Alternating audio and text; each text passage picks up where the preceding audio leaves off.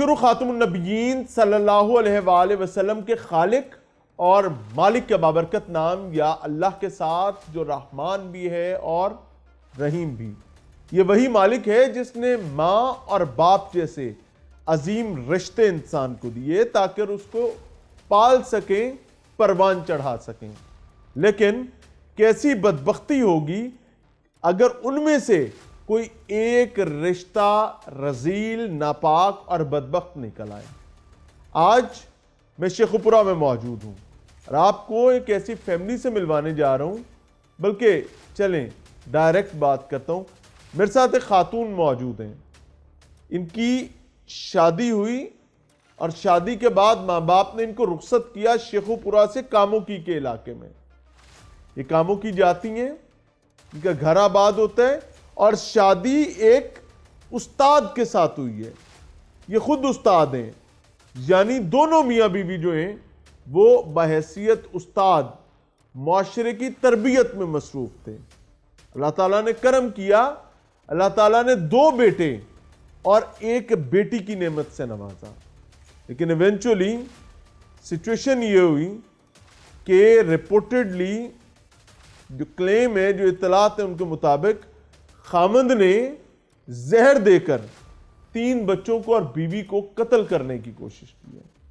अल्लाह का करम यह हुआ कि खातून जांबर हुई, साथ एक दरमियाना बच्चा यानी छोटा बेटा जो है वो अल्लाह ताला ने अपनी आफियत में रखा। लेकिन 2 बच्चे इस जाने फानी से कूच कर गए हैं।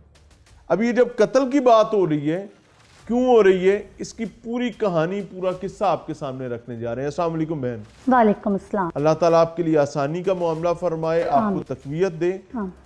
उस्ताद मुआशरा बनाता है, लेकिन ये कैसा उस्ताद है आपका खामंद जिसने अपने बच्चों की जान लेने की कोशिश की है? हुआ क्या है, पहले तो हम स्टार्ट से इस मामले को समझने की कोशिश करेंगे। मेरे हस्बैंड पंजाब कॉलेज में लेक्चरार हैं, उनका नाम है। अच्छा जी। और उनसे 2018 में मेरी शादी हुई। शादी के कुछ अर्सा बाद ही घर के हालात कशीदगी अख्तियार करते गए। वजह? क्योंकि हमारे घर में एक उनकी मदर थी, मैं थी और वो थे। लेकिन उनकी मदर की हर बात में मेरे साथ लड़ाई झगड़ा शुरू था मदर का, यानी सास बहू के झगड़े थे। फिर आहिस्ता आहिस्ता हुनैन हुआ टाइम के। आपका खामंद जो है बहैसियत खामंद आपके साथ ठीक था? नहीं, वो ऐसे ही थे, हालात कशीदगी का ही शिकार रहे। अच्छा जी। लड़ाई झगड़े रहने, तो अब्दुल हुनैन होने के बाद भी यही मामला थे। अल्लाह ने पहला बेटा दिया, पहला बेटा मोहम्मद हुनैन था। आपका खामंद एक ही बेटा था? हाँ जी, वो अकेले थे। अच्छा। और इनके फादर की डेथ को ऑलमोस्ट 30 ईयर्स हो गए थे। ठीक हो गया। तो ये हालात इसी तरह, फिर दूसरा अब्दुल वासे हुआ, तब भी हालात इसी तरह से थे। अब्दुल वासे अभी साल का नहीं हुआ था, फिर मेरे हस्बैंड के एक्स्ट्रा मैरिटल अफेयर्स थे। ओहो, अच्छा। और एक्स्ट्रा मैरिटल अफेयर्स ये आपको कब पता चला?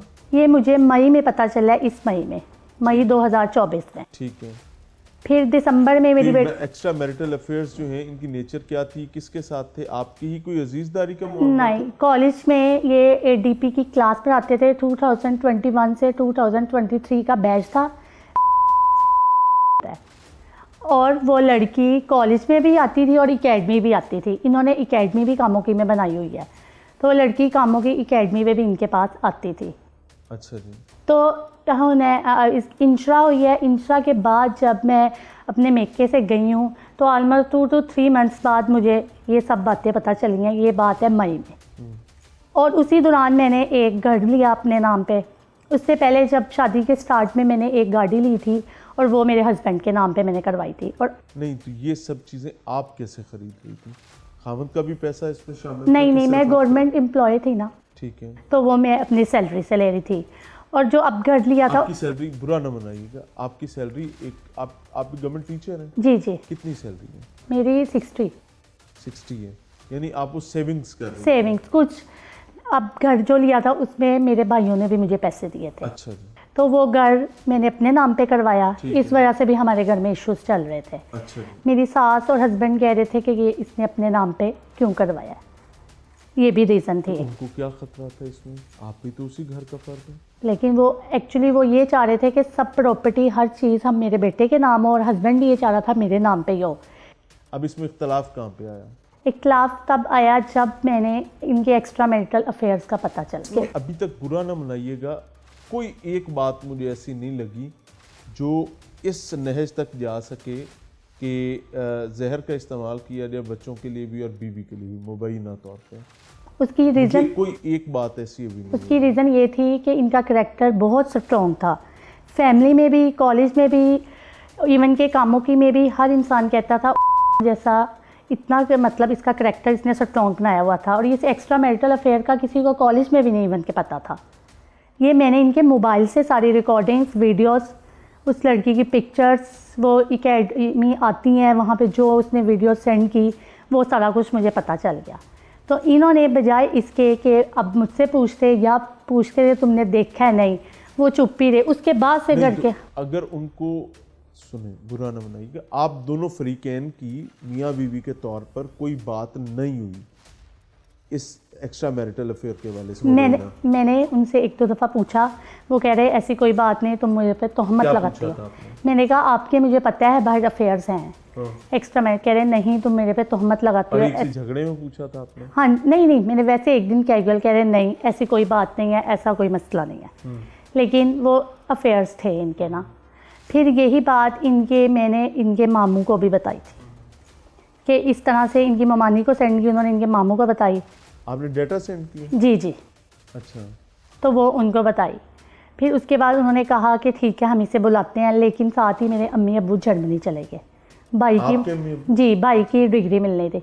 फिर मैंने कहा आप जर्मनी से आ जाएं, फिर इन्हें बिठा के इनसे बात करते हैं कि ये क्या मतलब इनके बाहर जिस तरह, क्योंकि घर के खर्चे भी अपने दे रहे थे, बच्चों से भी बिल्कुल प्यार नहीं था। बस जिस तरह नॉर्मल वे में पेरेंट्स या बाप आके अपने बच्चों को करते हैं, नहीं, बस आए हैं ठीक है, थोड़ी देर बच्चों को ना उनको बुलाना ना इस तरह, बस नॉर्मल जिस तरह बस पेरेंट्स बहुत ज़्यादा प्यार करते हैं वैसे नहीं था इनका ना।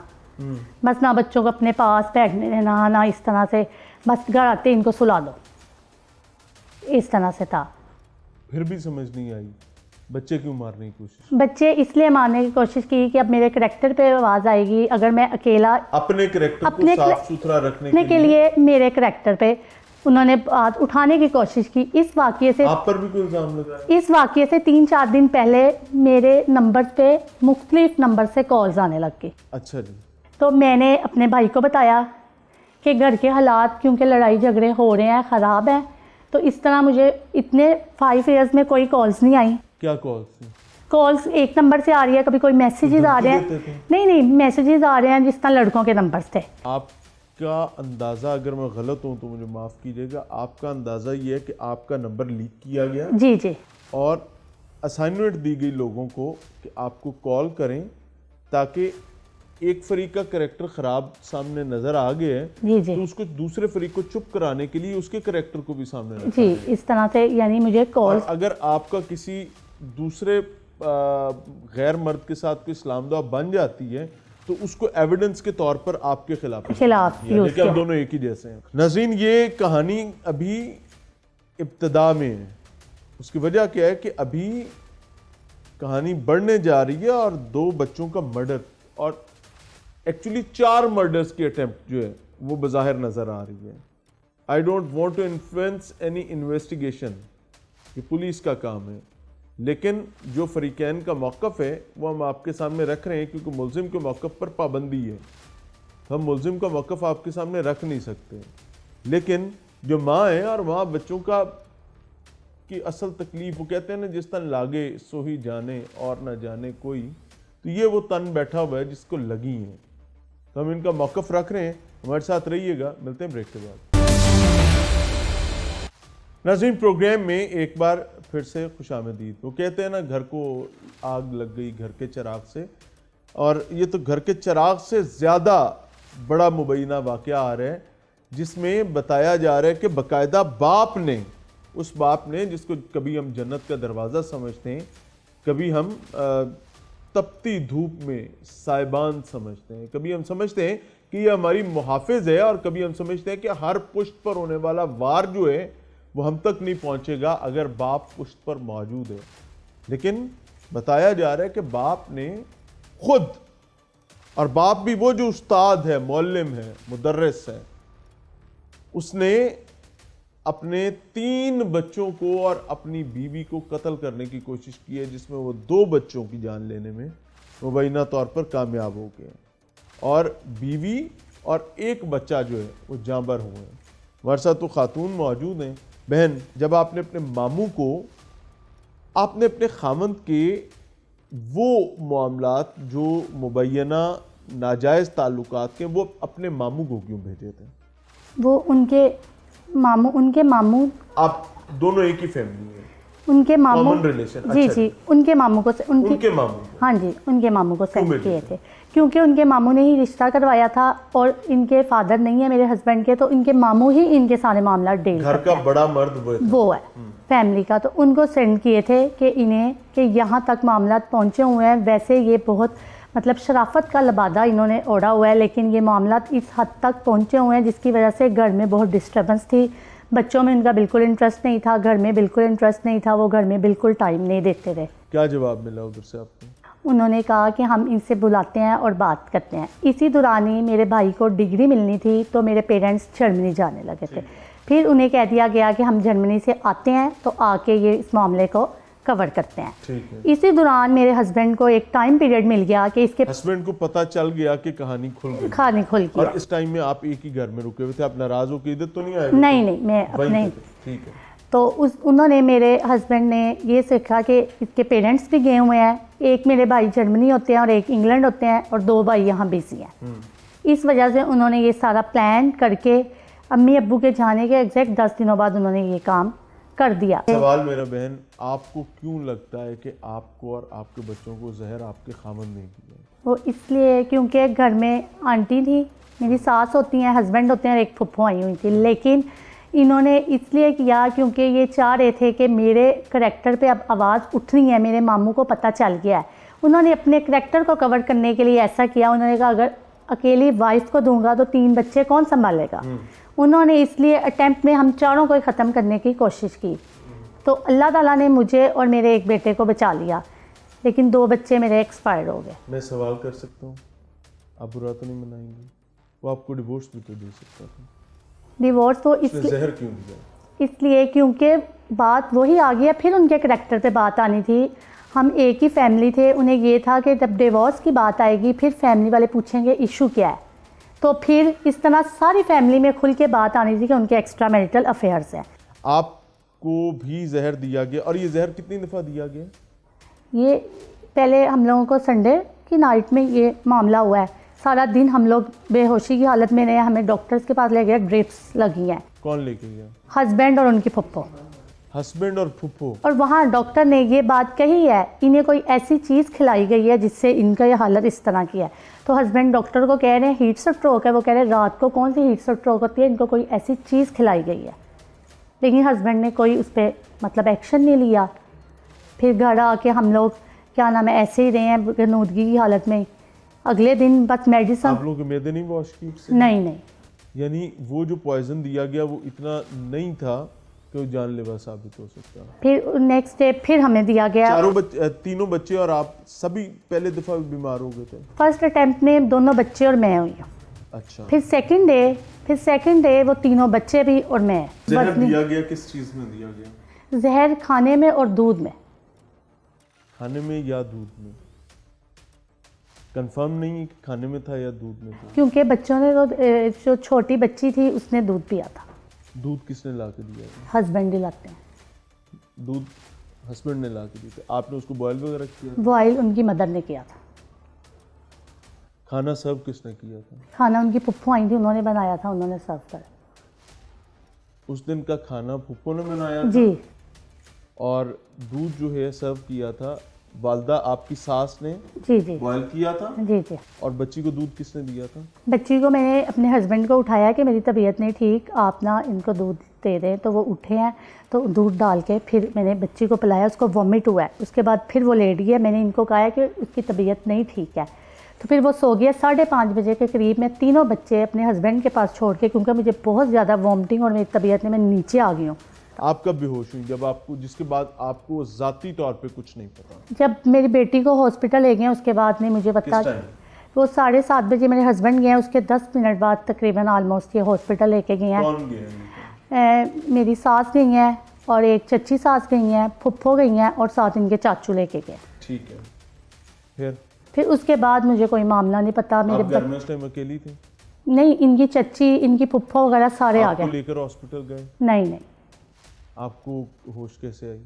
मुझे हॉस्पिटल ये ले गए, लेकिन मुझे वॉमिटिंग, बहुत ज़्यादा वॉमिटिंग हो रही थी गनूदगी में। जब बच्चों की डेथ हो गई है दोनों की, फिर मुझे जिस तरह थोड़ा सा हुनैन को लेके आए हैं कि इसकी डेथ हो गई है, उसके बाद फिर दोबारा से मेरी कंडीशन। एक चीज़ माजरत चाहता हूँ, जहर दिया 4 लोगों को, उनमें से 2 बच्चे जो हैं वो अस्पताल गए, मेडिकल एड के बावजूद इंतकाल कर गए, लेकिन तीसरा जो है बच्चा अल्लाह ताला ने उसके लिए आफियत का मामला किया, उसको बर वक्त हॉस्पिटल पहुंचाया गया, वो ठीक हो गया।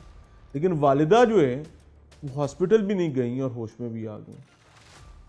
मुझे मेडिसिन ये सुबह दे के गए हैं, जो डॉक्टर ने एक दिन पहले मेडिसिन दी थी, वो मेडिसिन मैंने खाई है, तो उसके बाद भी लेकिन मुझे वॉमिटिंग और ये होती रही है। फिर वो मेडिसिन क्या थी? वो मतलब एक डॉक्टर ने लिख के दी हुई थी, वो स्लिप पे असल में जब पॉइजन दिया जाता है तो फिर उसका तोड़ तरियाक चाहिए होता है, जहर का एंटीडोट चाहिए होता है। पेट की दवाई से जहर का असर ख़त्म नहीं होता है। क्या डॉक्टर ने आपको एंटीडोट दिया था? वो स्लिप पे लिखा हुआ है। डॉक्टर ने ये बात कही थी कि कोई ऐसी चीज़ दी गई है जिसकी वजह से ये है, तो डॉक्टर ने अब वो मेडिसिन दी थी। उसमें आपका मैदा वॉश हुआ था? नहीं, लेकिन मुझे वॉमिटिंग में ग्रीन फ्लूइड आता रहा था। वॉमिटिंग मुझे बहुत ज़्यादा हुई थी, फ्लूइड आता रहा। बहरहाल ये एक मेडिकल इशू है नाज़रीन। मैंने कुछ सवालात ऐसे भी किए जो शायद मुझे नहीं करने चाहिए थे। उसकी वजह ये है कि वो माएँ और ऑब्वियसली तकलीफ़ में भी होंगे, हो सकता है आपको भी बुरा लगा हो, लेकिन being very honest my concern is कि ये तराजू यूँ तोल कर बराबर होना चाहिए, और ये सिर्फ उस वक्त हो सकता है जब कोई ज़िम्मेदार पुलिस ऑफिसर इसको इन्वेस्टिगेट करेगा। अभी मैं आपको ये भी पता चलेगा कि कब्र कुशाई के बाद के मामलात क्या थे, चीज़ें कैसे सामने आई। नाज़रीन, प्रोग्राम में एक बार फिर से खुशामदीद। एक बदबख्ती भरा वाक़या आपके सामने रख रहे हैं, हादसा बल्कि इसको कहूँ तो ज़्यादा बेहतर है, क्योंकि रिपोर्टेडली मुबैना तौर पर बाप के हाथों 2 बच्चों की जान गई है, और जो अटेम्प्ट थी वो इत्तलात ये दी जा रही हैं कि बीवी को कत्ल करने की और 3 बच्चों को मारने की थी।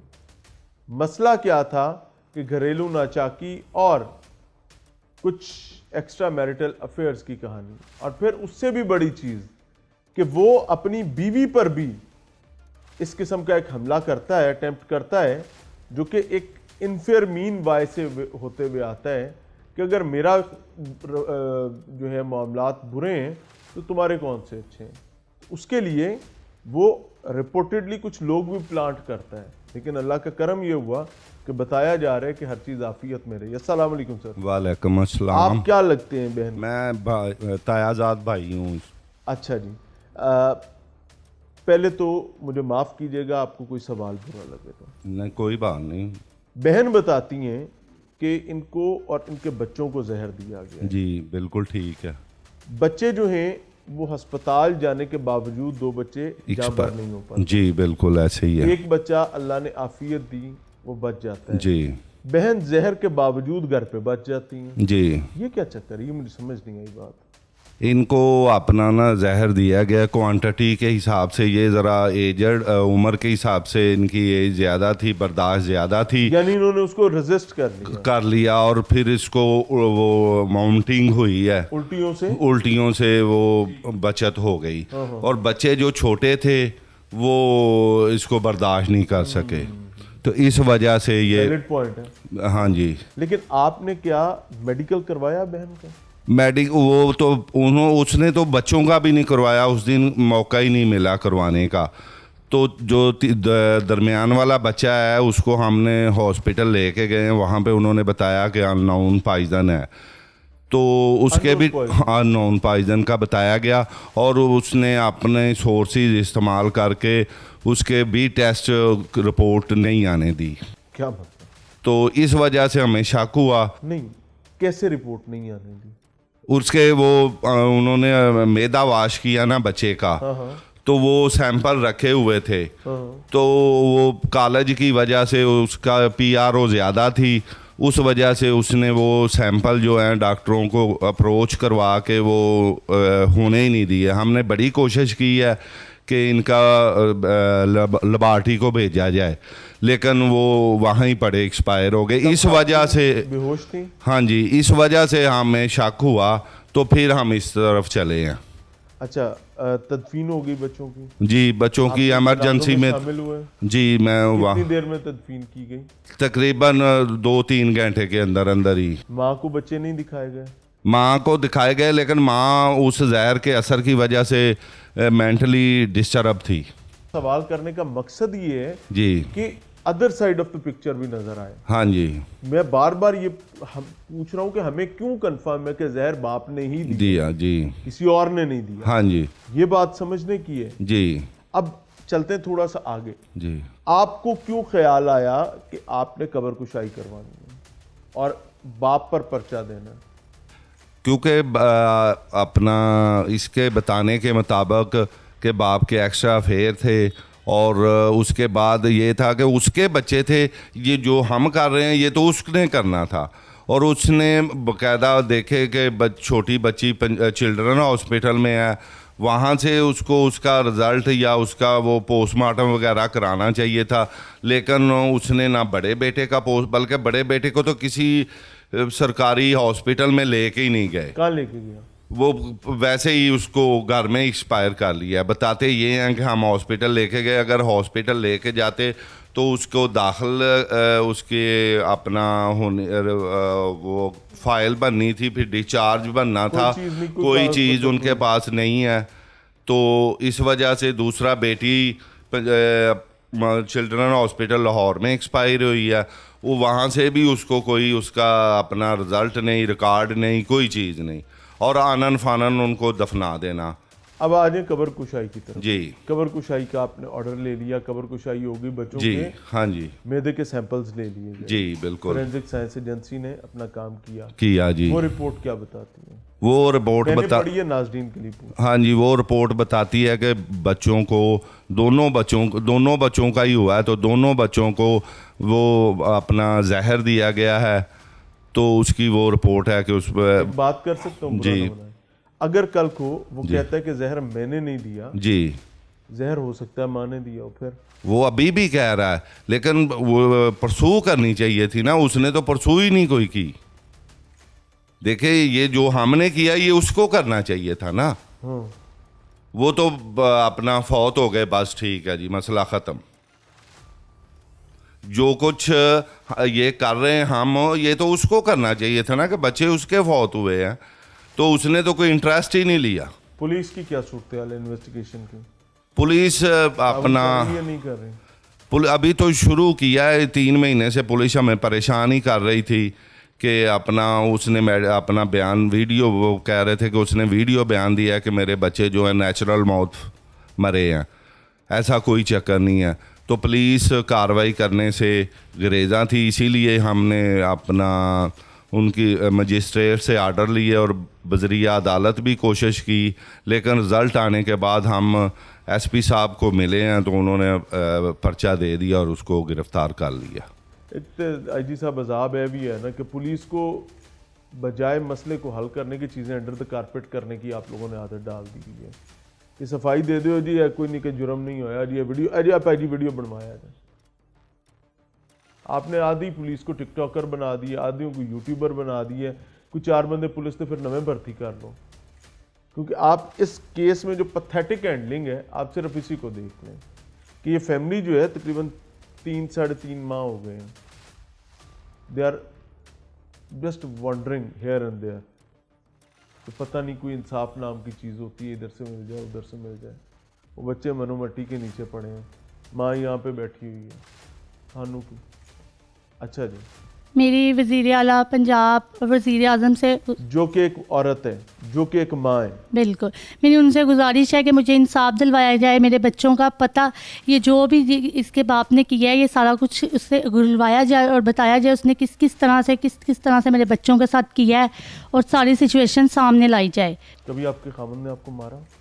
तशद्दुद करते थे, मेंटली भी टॉर्चर करते थे, बच्चों के साथ भी ऐसा था। जो मेरा बड़ा बेटा था उसको भी बहुत मारते थे। अनफॉर्चुनेट। नाज़रीन, मिलते हैं ब्रेक के बाद। नाज़रीन, प्रोग्राम में एक बार फिर से खुशामदीद। आज का प्रोग्राम दिल गिरफ्तगी से भरा हुआ प्रोग्राम है। मैं ज़ाती कैपेसिटी में इसको अपने मुल्क वतन अजीज़ इस्लामी जमहूरिया पाकिस्तान के ख़ानदानी निज़ाम का जनाजा कहूँगा।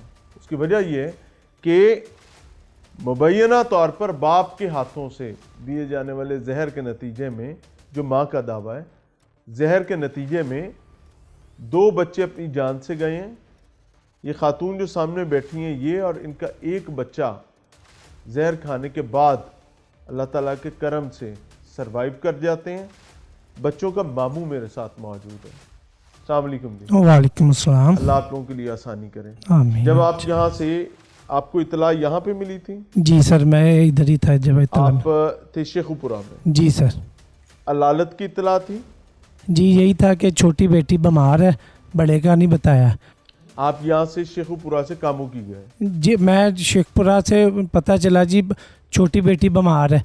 मैं अभी शेखपुरा पहुंचा नहीं हूँ, उसके बाप का फ़ोन आ गया किधर हो। मैंने कहा यार मैं कामों की जाने लगा हूँ। अच्छा, कहता आप कहीं बाहर थे शेखुपुरा से? मैं बिक्की था ना, बिक्की से शेखपुरा गए, ठीक। 10 से 15 किलोमीटर का डिस्टेंस है। तो उसने आप शेखुपुरा जाते हैं? जी सर। ठीक है। तो उधर इसके बाप का फ़ोन आता है, जी आप किधर हो?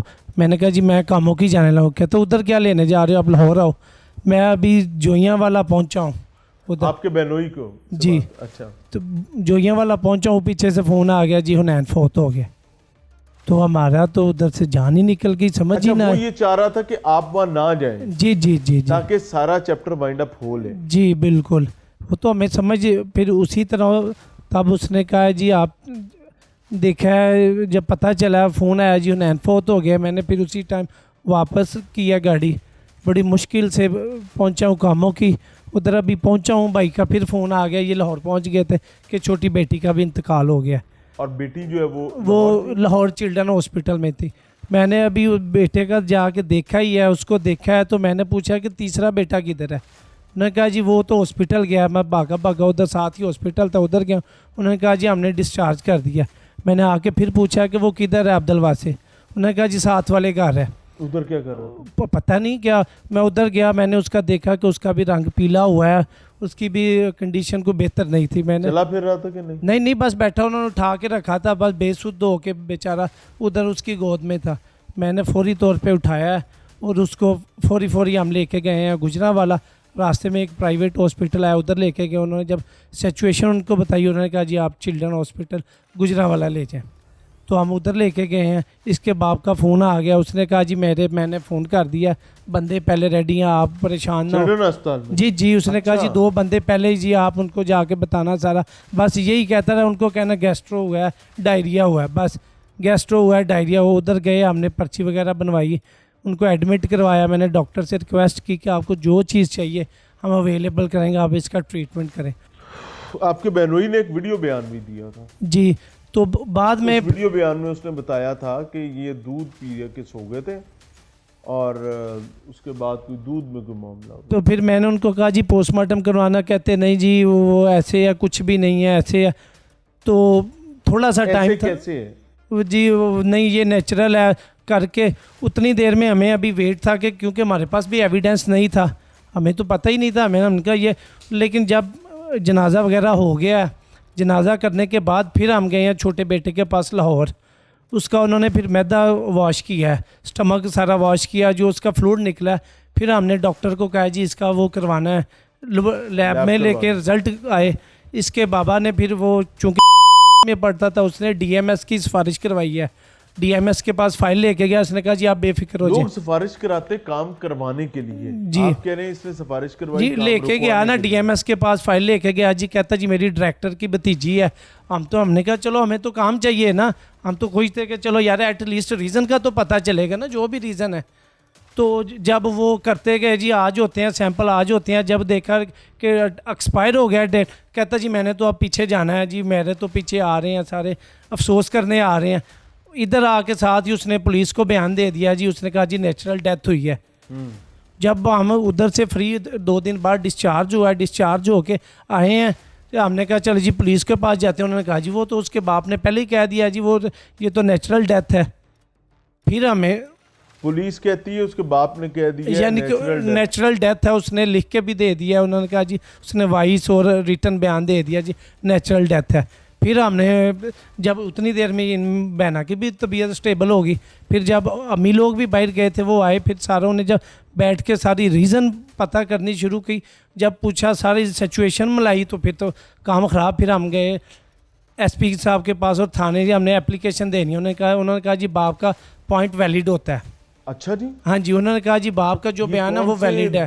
एसपी साहब थे जिन्होंने, नहीं ये थाने वालों ने कहा ना, अच्छा पहले जी। थाने एसएचओ साहब, बाप का पॉइंट वैलिड उन्होंने कहा होता जी है। उसने और क्या, अगर कातिल बाप हो तो पुलिस जक मारने बस चली जाएगी। वो जब उन्होंने कहा, फिर हमने कहा, फिर हमने मशवरा किया हमने, फिर मजिस्ट्रेट के पास गए, फिर उनसे कब्र कुशाई के लिए 1-2 हेयरिंग हुई, डेट मिली बड़ी मुश्किल से, फिर करके वो डेट आई। जब कब्र कुशाई हुई तो आपका बहनोई भी वहाँ मौजूद? जी उन्होंने दोनों तो को बुलाया था ना। बहनोई का क्या मौकफ था उस नहीं वो तो बस आराम से उन्होंने कहा जी ठीक है जी लें जी, कोई इशू नहीं।